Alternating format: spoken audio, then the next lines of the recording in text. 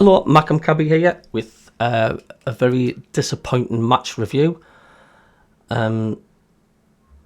Typical Sunderland do it again to Sunderland 2.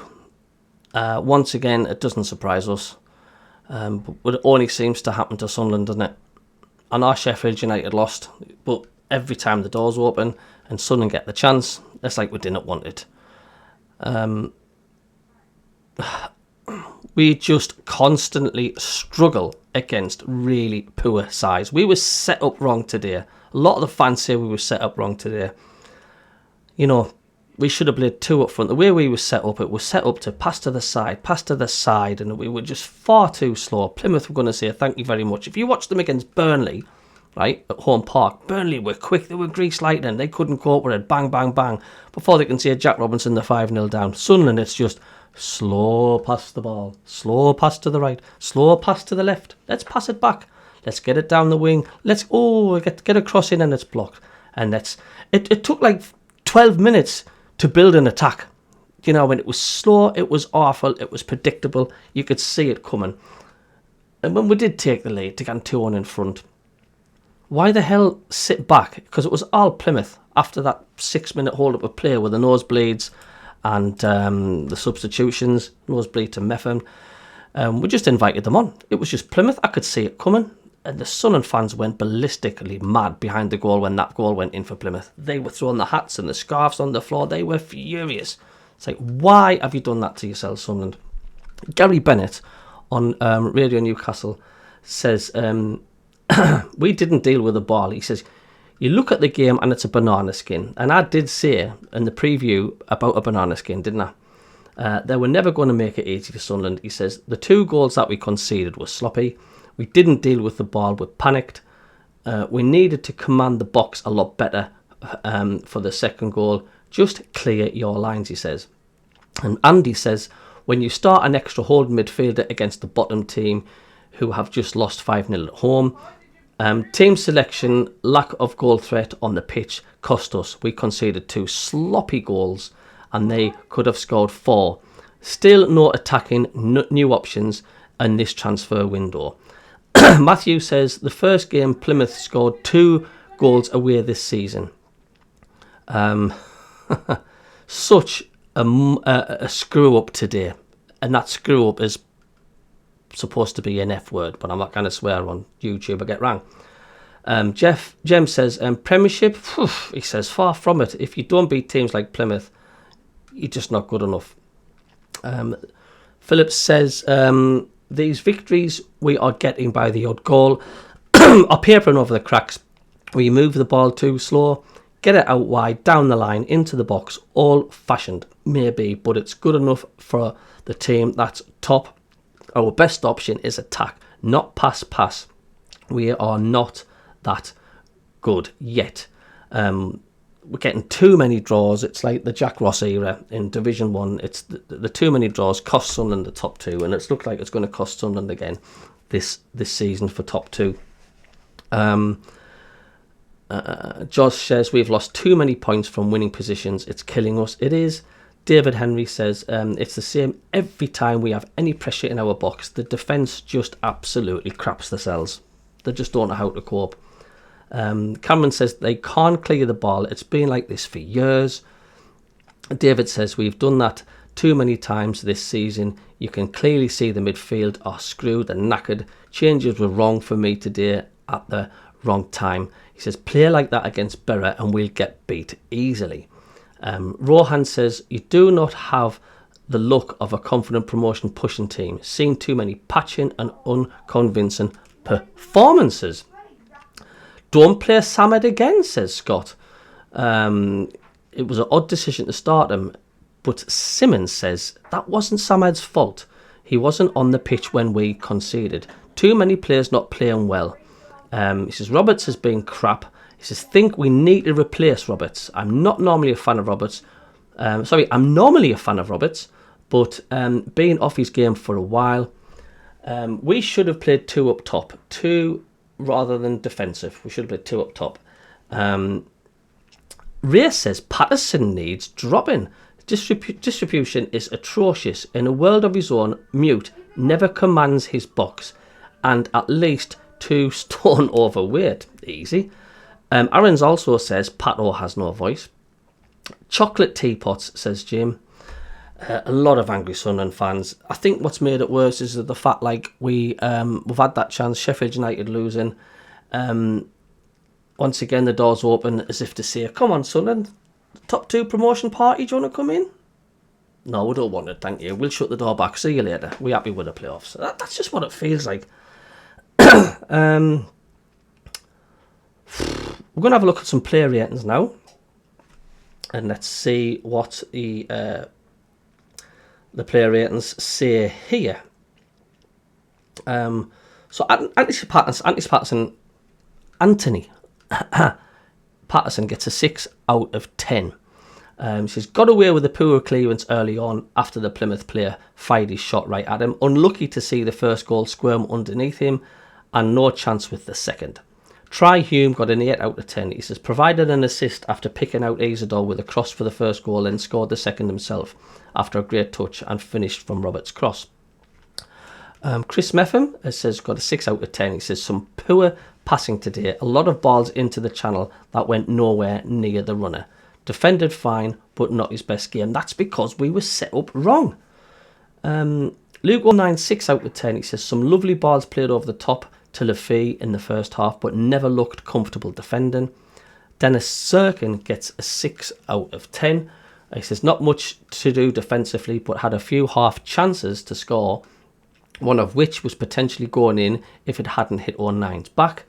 Dan Neil Captain got a 6 out of 10. He says, played in a more advanced role today, but other than a good shot from a knockdown in the first half, he didn't really shine.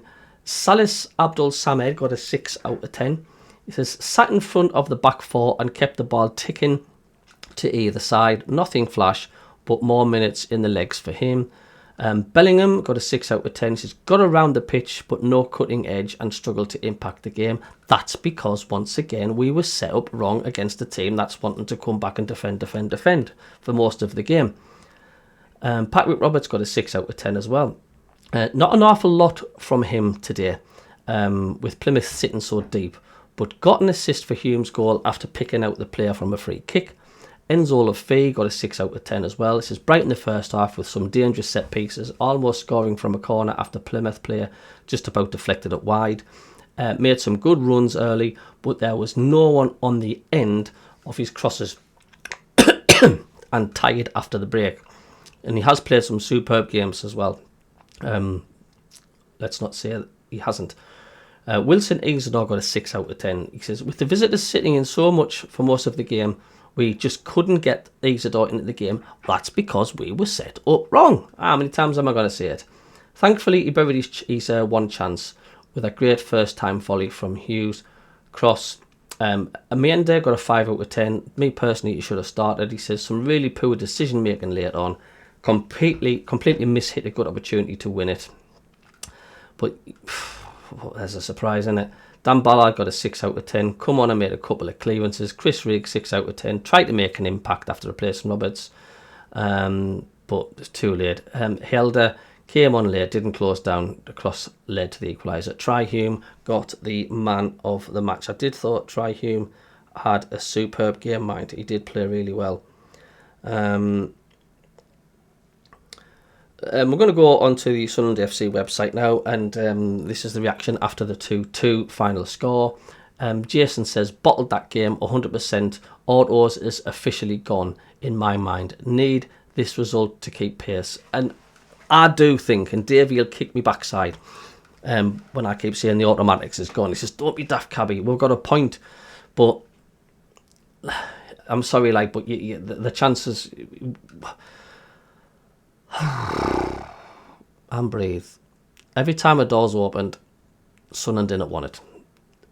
And you're not going to get many chances to close the gap in the top 2 because the top 3, Burnley, Leeds, etc., they'll get a draw or they'll lose one, but then they'll go and win the next 4 or 5 on the bounce, 6 on the bounce. Sheffield United will draw, lose one, they'll go and win the next 4 or 5 on the bounce. Sunderland, they didn't it. They'll get a point, they'll win one, they'll win another game, then they'll draw the next 2. They'll win a game, they'll draw the next 2. Sunderland will maybe win 2, then they'll lose one. and then they'll draw the next one, and then Sunderland will win, and then they'll draw the next one. That seems to be the pattern with us. I mean, look at that early on in the season when we lost Mundle. I think didn't we draw 6 or something on the bounce? Paul Dixon says, you get a good point away at Burnley, get a hard win at Derby, and then play a defence-up line-up against bottom of the league and get a draw. He says, Regis Labrie does it too many times. He says, why play 2 CDMs in Neil and Semed and go 1 up front when you know they are going to sit 11 men behind the ball? Yet again, he says, we lead 2-1 with 10 minutes to go, and he takes Isidorf, our main goal threat, to close out the game.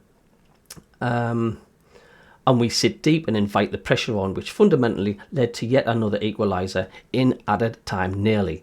More points dropped. He says, in my view, Regis Labrie has done well this season, but he has got to be more assertive and positive in his tactic selection and in-game management, as he's sometimes too negative, in my opinion. And some of the fans have said, yes, I totally agree. Simply not good enough. I was a bit worried when it was 0-0 at half time. And I said in my preview, didn't I? I says, we need to be 3-0 up at half time. I says, because something like that, I says, if we go in 0-0, if you look back to me preview, I says, if we go back, I says, if we go in at half time 0-0, then we're going to struggle. Plymouth's confidence is going to rise. It's as simple as that. Duncan says, why do we always have to make heavy weather playing Plymouth? He says, underestimating a struggling side, far too many mistakes at the back, and a habit of trying to sit back on a slender league near the end of the game has cost us again. What a disappointing result. In fact, I think we were lucky to have gotten away with a point from 2 close saves, too close a shave, which Plymouth almost scored earlier on, and of course they hit their post in the second half, and then it rolled across the goal line. And finally, I'm going to say, Gary Atkinson says, all down to the manager that today, wrong team selection from the start. Why play a holding midfielder against them? Don't make any sense. He says, we were lucky we didn't lose that today. And don't get me started with Patterson. His distribution is appalling. And that second goal, why is he not coming on and collecting that ball? Poor all round today.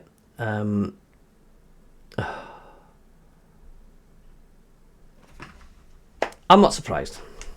Like I say, I'm not surprised. Like I say, people say I'm too negative. I'm glass half empty, and that's why. It's like you can just see it with Sunderland, and this is why we also need that striker in the transfer window. To give us any chance in the playoffs. And you might be thinking, I'm mad. Why do you think the top two's gone? Because I just do. Unless we get a quality striker in. But our mindset's all wrong, man. It's like we collapse against the crap teams, the poor teams. No disrespect to Plymouth, but the table doesn't lie. And we just played like a pair of dogs down below us today. Like, we made so much hard work of that. So much hard work.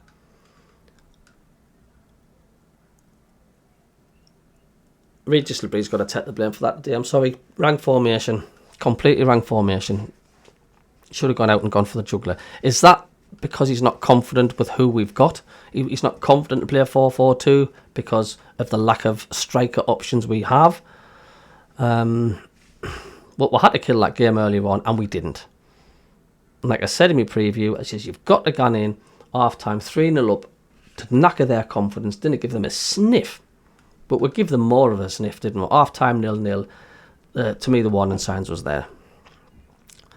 So there we go. And let us know in your comments. Do you think I'm being daft by saying top two's gone? Am I being too negative? I don't think I am. I do think the top two's gone, unless we do sign a decent striker coming in. But I just don't think we've got enough firepower to keep up with the pace for the top two. So we'll catch you later from the MACKEM CABBIE. Just cheesed off. See you later.